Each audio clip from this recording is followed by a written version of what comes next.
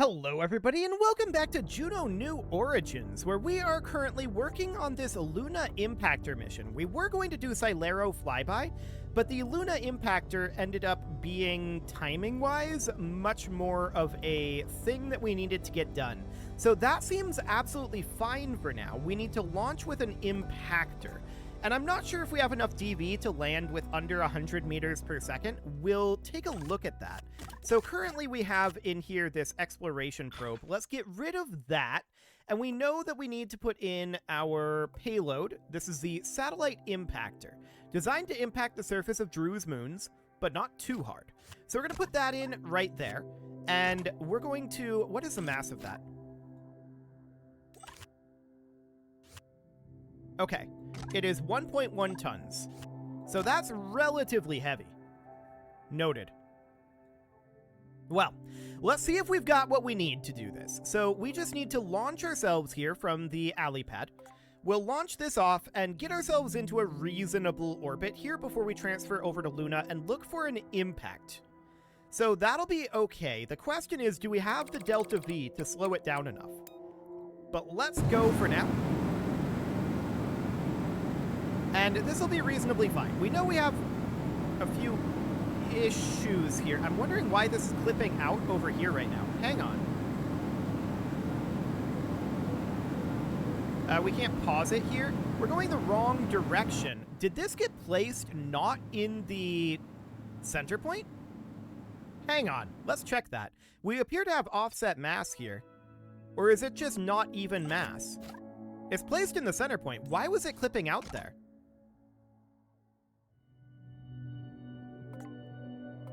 That's interesting. Let's put it back out here and see if it's still doing that. No, not right now, anyway. Okay, so let's launch this again and see what happens here. It immediately starts coming out over this way. Okay, so that is definitely noted. Well, let's bring this back for now. So apparently that thing like wiggles around a lot. That's good to know, and it clips right through our fairing. Well, I want to come down to these guys then, and I want to add a control surface to both to this for now. And what control surface is that? So the input is auto. It is set to single axis. It's set to yaw. We'll allow it to also roll, I think. And let's see what that does in terms of our attitude control. Because with that payload bending around like that, we're not really able to get this. I assumed it would be rigid, but we're not really going to be able to get this into the proper attitude without additional controls.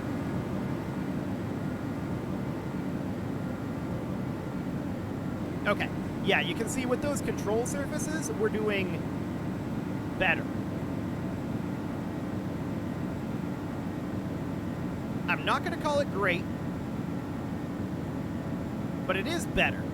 Ooh, that's a big attitude loss. Okay, so this thing is just wobbling around like mad in there, it seems. I want to lift this off without the fairing, and this is just a learning mission here, right? I want to lift this off without the fairing to find out what this is actually doing here. So I'm going to ditch the fairing for now. And we're going to put this out on the pad. Because I want to see what that payload is doing.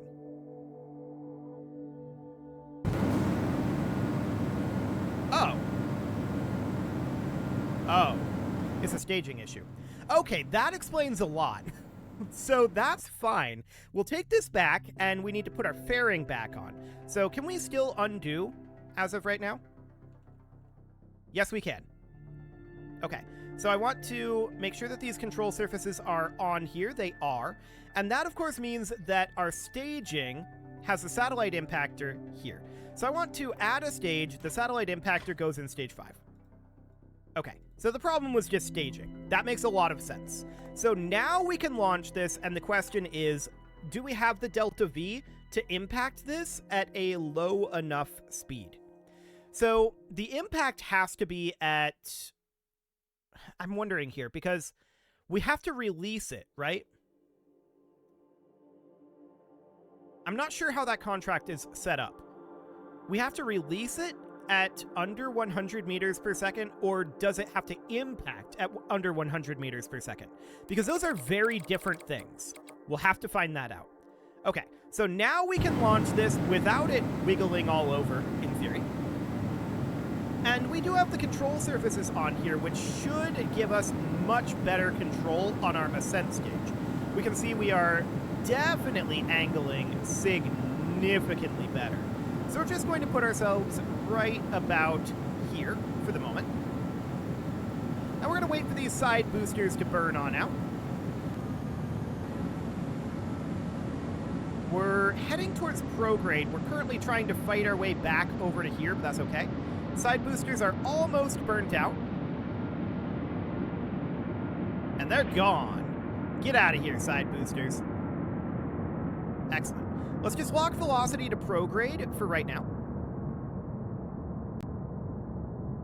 There we go. We're getting some heat damage, but that shouldn't be the case for too much longer. We're a little overpowered in that first stage, it seems, but I'm really not too concerned about that. Apoapsis is pretty good. Let's bring this over to a pitch of 0. And off we go. Excellent. We did see the command disc taking some heat damage there. That's the fairing base. I want the command disc. Okay, whatever. We're going high enough up now. We're going to get rid of the fairing as of now. There we go. And we're in space at this moment, so let's go ahead and get our solar panels deployed. Seems good. And we're just going to continue to burn here until we reach an apoapsis of, I like, about 500 kilometers for these satellite transfers. Sounds pretty decent. So we're just going to continue to head up here for now, getting ourselves a bunch of lateral speed. Our surface velocity is going up now. That looks good.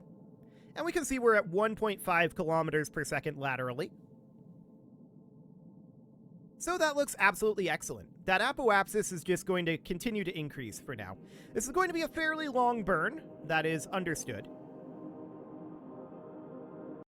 So we need to figure out exactly how this impactor works. Is it the speed at which the impactor impacts, or do we just have to release it when we are going less than 100 meters per second and on an impact trajectory? That's the question. And I guess we'll find out. I'm guessing it's the latter, but we'll see. To be clear, they're very, very different things. We can be at under 100 meters per second and be really high up, and it'll impact way, way faster than that. Or we could not. We could be much lower and release it just above the surface, and it can impact at like 4 meters per second. And these require very, very different amounts of delta V to achieve. So the question is, what exactly do they mean by the contract parameters here? We can see our time to apoapsis is going up at this time. That is good. So we are up to 3 minutes to the apoapsis, and we'll be seeing that apoapsis really starting to increase a lot here. That's wonderful. Just about up to orbital velocity. We're at 3,100, 3,200, so we're approaching orbital velocity now. And I do like that 500 kilometer apoapsis for this type of mission.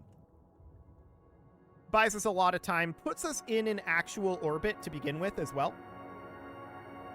So that's pretty nice. We'll plan a burn here, and that is just going to be a nice circularization. It doesn't have to be perfect, just a rough circularization. This will be good enough. We'll go ahead and do that. That'll be 155 meters per second. So from here, we're going to do a Luna transfer. So Luna is this one. Okay, so this burn is wrapping up now. There we go. It's good enough. And we're going to set Luna as our target. So now, sometime around here or so, I want to do a prograde burn out this direction. That is interesting for sure. But we're looking for an impact trajectory, ideally. So, with us looking for an impact trajectory, I'm wondering about inclination.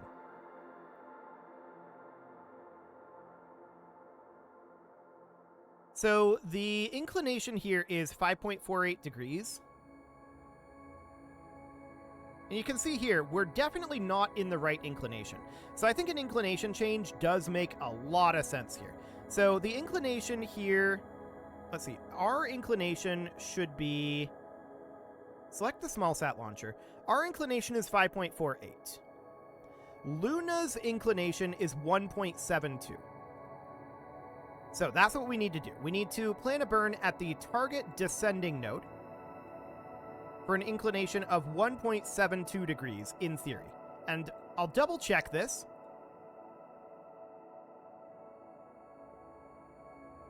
Like that. Okay, so double checking it with an eyeballing approach. I think that looks pretty decent. Okay, so let's go ahead and execute that burn to get ourselves an inclination change. We could get into the sphere of influence without one, but we're not going to get in a trajectory that gives us an impact. So let's just do, well, we could, but it would be a lot more work. Let's just do this for now. We don't have to bring this back or anything, so I'm not too concerned about it. Okay, so our relative inclination here should be much better now, and if we push this on out, timing is going to be the problem here, so we're going to need to bring this in about like that. That's still not exactly an impact trajectory. I mean, we don't necessarily need one from this, but I think I'm still not fully understanding the relative inclinations and the way that it's telling me what those are, but that's okay. We should have plenty of DV to do this, in theory. How much DV do we have right now? We have about 2. It's going to take us about 1 to get here. Okay. I definitely want to dial that in a little more then. So we could come in here and bring it in prograde. Look at changing this timing a little bit. Okay. It's going to definitely need some inclination here, probably. I'm just wondering what that actually is doing. Okay, noted. Let's not do the inclination change for now. Let's try a little bit of radial, see what that ends up doing for us. Definitely not ideal. Yeah, the sphere of influence inclination is not what I'm looking for. So I'm definitely not getting the correct inclination here. Yeah, that's pretty clear. Okay, so how do we see the relative inclination here then? So we can see that the ascending and descending node is here. There's no tooltip for it. So that's understood. So where do we see this? We can see our trajectory here. That doesn't include the inclination in it here. Okay, so we see that our inclination is currently 1.71 degrees, which should be about right. UI verbosity is set to high. Okay, that's noted.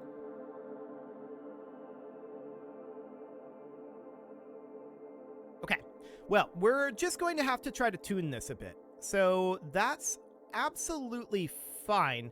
Let's see about just bringing this out over this way. We can get into the SOI out here. Is that Brigo? That's an impact trajectory on Brigo. Okay, that's awkward. Let's head out like over this way. It's going to be very awkward indeed in terms of timing. But I want to check to see. That gets us down to 397 kilometers.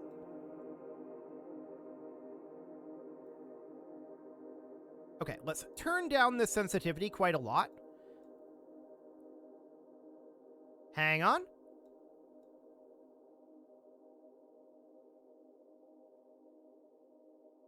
This is very awkward, but I did see an impact trajectory there.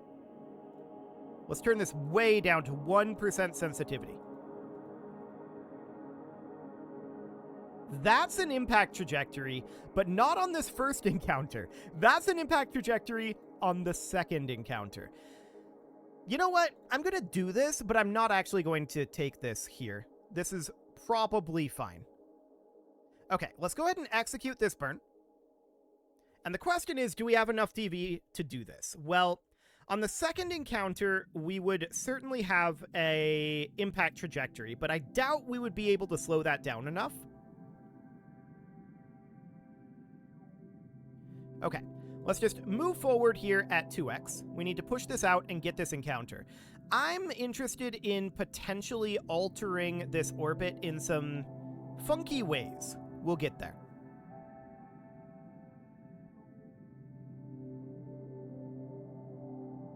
Keep in mind, we have to be going under 100 meters per second, because if we go into the career here, and we go into this Luna impactor here, bring the impactor to the surface under 100 meters per second, and detach the impactor, then touchdown. So I think it's the first way.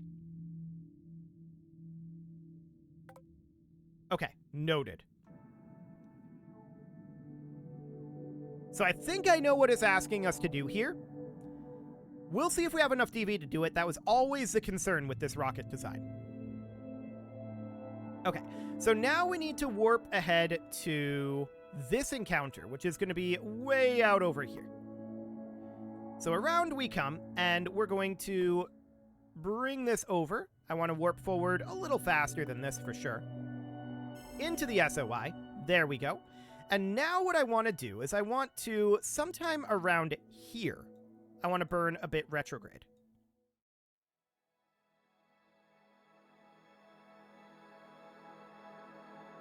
Okay, so that's an impact trajectory there, 256 meters per second, and we have a fair amount left. I'm just moving this back this direction a bit.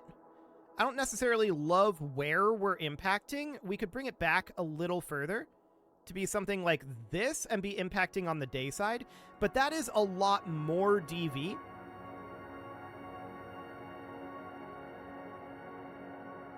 So that is definitely a concern. Let's put this back at about minus 256, like that. And it should be okay. So let's go ahead and execute that burn. That'll be fine. And the question is, what sort of velocities are we going to get here? I'm concerned about how much DV we have left. Our orbital velocity is only 300 meters per second right now. Now 243. But as we come in here, that's going to accelerate up a lot. So let's warp to about here and see how... Actually, let's warp to about here and see how this goes. Okay, so we've got about 500 here. Yeah, we're at 539 right now. I'm not sure we have enough DV to pull this off. Let's bring this down to here and then commence our burn. Yeah, we just don't have the DV. Whoa, hang on. I want to be at retrograde. That would help. Let's flip this over to retrograde and begin our braking maneuver.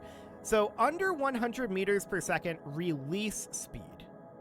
And then 144 kilometers. Okay, so now I understand how this is working. That's definitely noted. So we need to be under 140 kilometers, and I mean we're out of fuel here. So this is not we're not going to be going slowly enough. And we can launch it at, looks like, about 2 kilometers above the surface or so.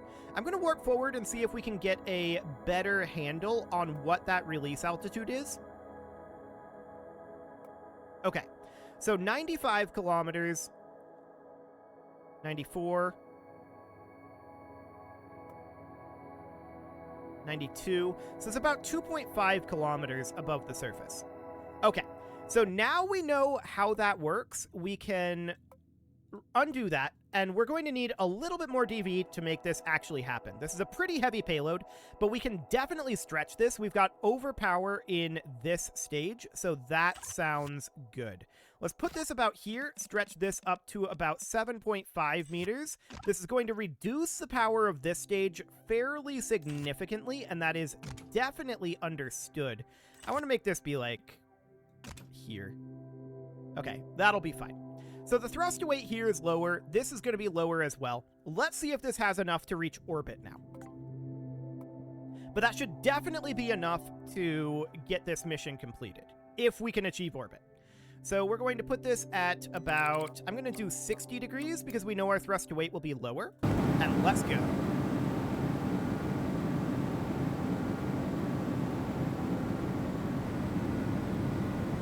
Okay, this isn't all that much lower. This is still a pretty hefty thrust to weight here. So that seems reasonably fine. We're going to have these side boosters falling off shortly.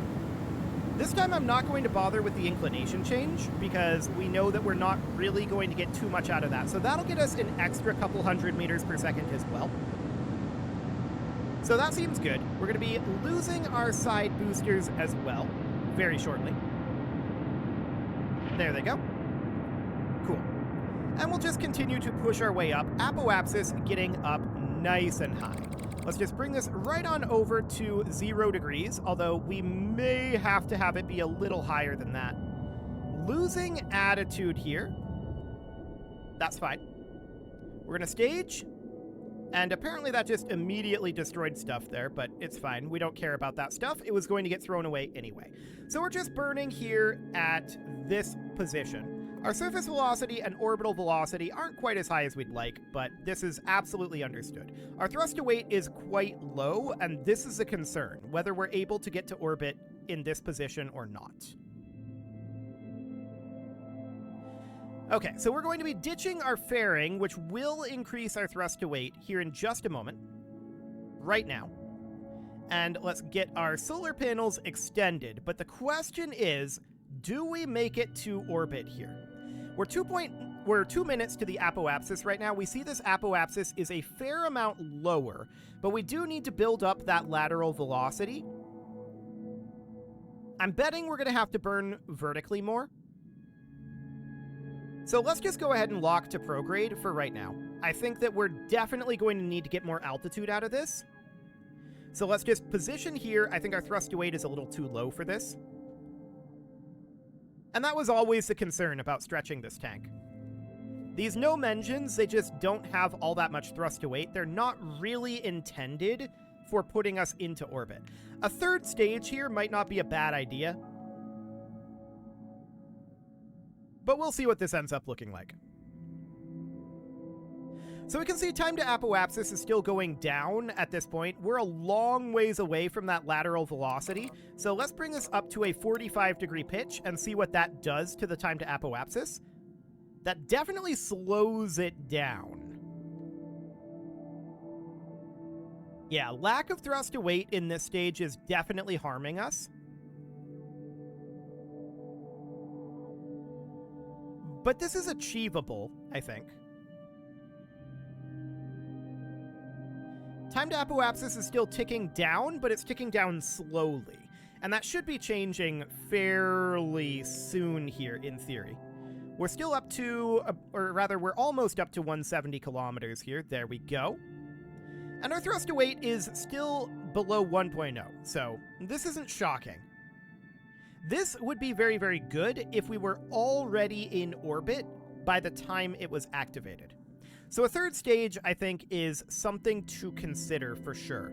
So we have our initial booster stage and our 2 side boosters, and then a third stage there that is intended to be an orbital insertion stage would be the overall idea. And that would definitely give us a lot more potency here. Okay, time to apoapsis is going up, so let's start dropping this down to 30-degree pitch for now. Time to apoapsis is holding at 29. Going up to 30. Dropping it to a 25-degree pitch. Holding at 30. 31. Dropping it down to a 15-degree pitch. Holding at 30. Down to 29. Okay, it's dropping slowly. So we need to burn here for right now. Now it's going up. I'm going to drop it all the way to 0. That should give us the speed that we need. Unfortunately, it also burnt off a lot of extra DV. But we can see we've got almost 3 kilometers per second left here, which should be enough for what we need to do. So we're currently time to apoapsis ticking down. Let's bring this up to about a 10 degree. Yeah, this is very close at this point. So let's put it at about 30 seconds and bring it back down to 0. Yeah, this is going up now. Perfect. So we're now in orbit, and we're just going to push this up to about 500 kilometers. I do like that 500 kilometer marker. Come on. There we go.